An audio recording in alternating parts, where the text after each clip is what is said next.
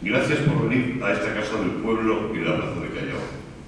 Tenemos menos espacio que aquel viejo palacio ducal conquistado por nuestros antepasados, pero también estamos en un palacio de la prensa, bautizado como tal, como veis, con cierta exageración. Pero no acaban ahí los paralelismos. La guerra civil y el triunfo de los sublevados contra la República destrozó físicamente aquella Casa del Pueblo, no sin antes haberla utilizado para la celebración de juicios humanísimos a los perdedores. Es el mismo uso que se hizo de este salón para condenar a Miguel Hernández.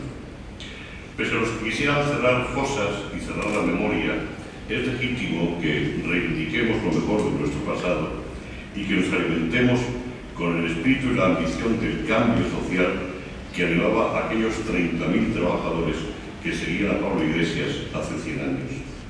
Recuperar esa memoria para que no se repita nunca la barbarie será algo de lo que va a hacer Francisco Escudero, historiador, sociólogo y periodista.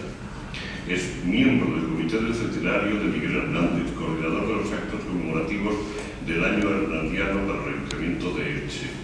Es un hombre, en fin, organizador del Congreso Internacional sobre el Poeta. Pero me va a permitir que diga que para mí, sobre todo, va a quedar como el responsable de la antología Miguel Hernández, vida y obra de un poeta, porque eso sobrevivirá como fondo de cultura y como referencia obligada cuando el calendario cierre conmemoraciones como esta. Es para mí Miguel Hernández.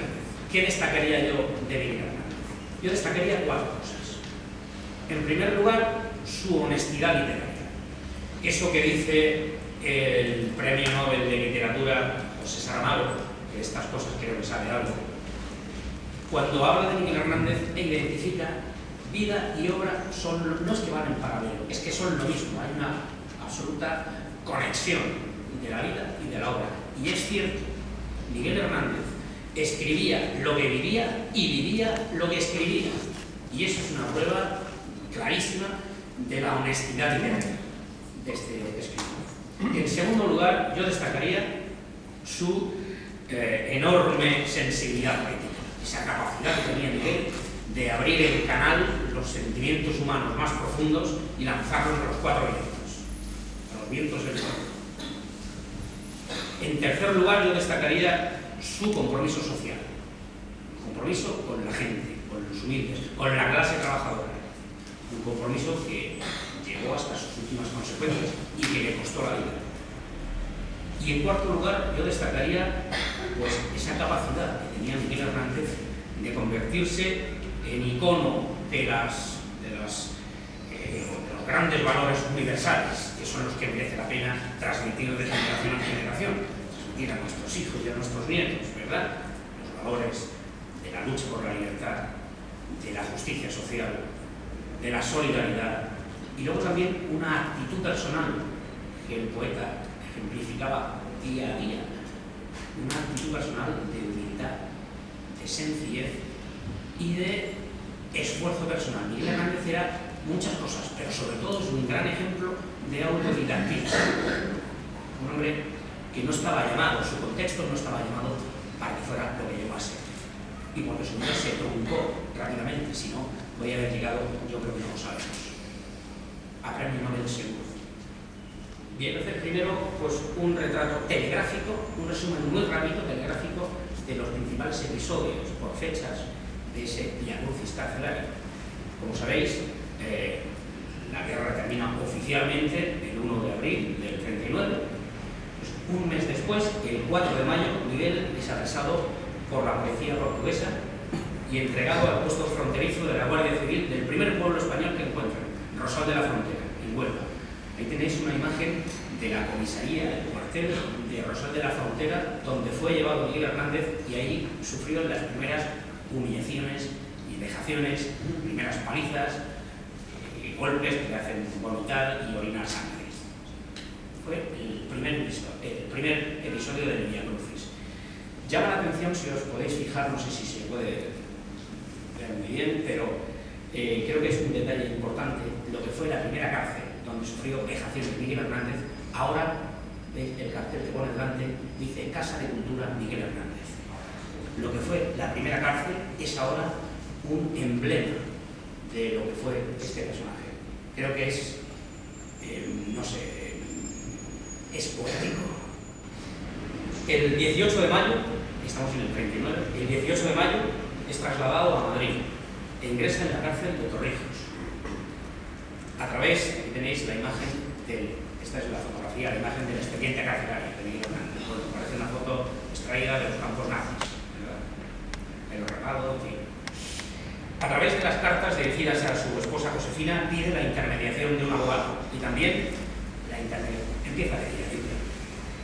Se da cuenta de su situación y empieza a pedir ayuda a sus amistades. Pide ayuda al canónigo Luis Almarcha, escribe a José María de Cosío, con el que había estado colaborando, el empresario editorial, con el que había estado colaborando en la enciclopedia Los Toros, aquí en Espasa-Calce, aquí en Madrid. Pide ayuda a los padres de Ramón Siget, a la familia de Carlos Penol, su amigo de Orihuela, y también pide ayuda a Pablo Neruda. El 6 de julio, el poeta es sometido a interrogatorio y realiza su primera declaración. El 14 de julio, el Ayuntamiento de Orihuela, esto quiero que intenten prestar especial atención porque es importante. El Ayuntamiento de Orihuela, el 14 de julio, en carta dirigida desde la propia alcaldía, emite un informe desfavorable sobre Miguel Hernández. Este informe lo tienen ahí en la imagen, es un informe de la alcaldía, no sé si se puede leer muy bien, pero yo se lo digo. Dice, en contestación a su escrito de fecha 4 del actual, solicitando informes políticos y sociales de Miguel Hernández Filaber, he de manifestarle que su actuación en esta ciudad, desde la proclamación de la República, ha sido francamente izquierdista, más aún marxista, incapaz por temperamento de acción directa en ningún aspecto, pero sí de activísima propaganda comunistoide. Se sabe que durante la Revolución ha publicado numerosos trabajos en toda clase de periódicos y publicaciones, y que estuvo agregado al Estado Mayor de la Brigada del Campesino.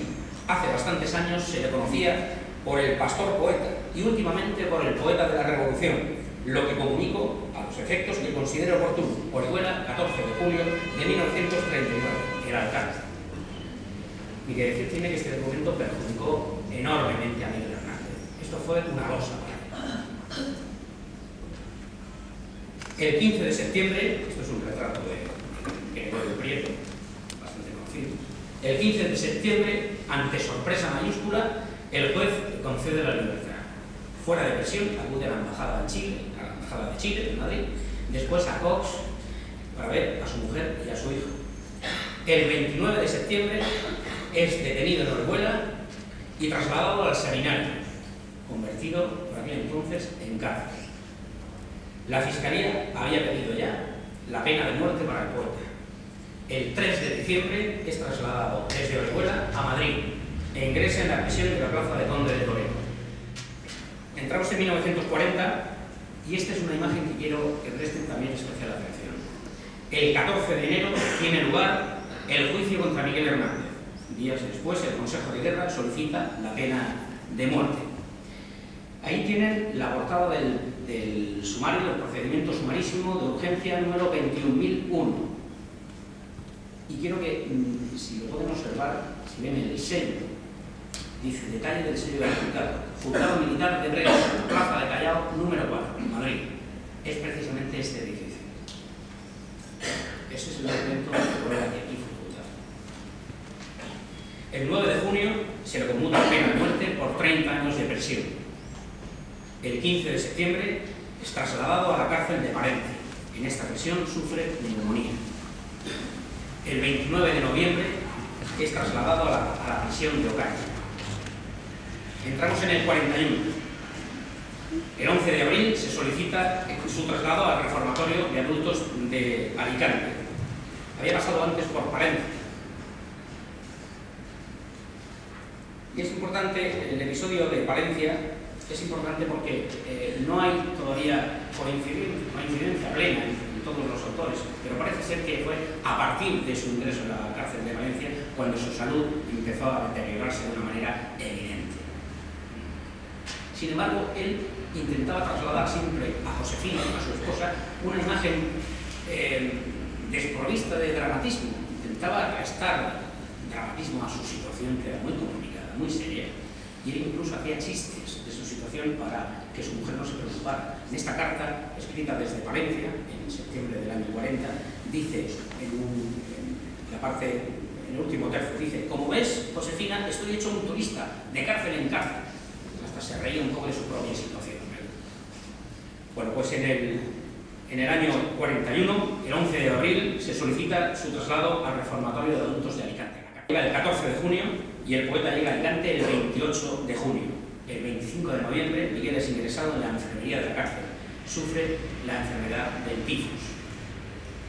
Y ya entramos en el año 42 y tenéis una imagen, que es un dibujo hecho a carboncillo de Miguel Hernández. Acababa de morir, son horas después de morir. Un dibujo a carboncillo que hizo un preso, compañero de cárcel, momentos después de morir, ya mortajado. Murió con los ojos abiertos.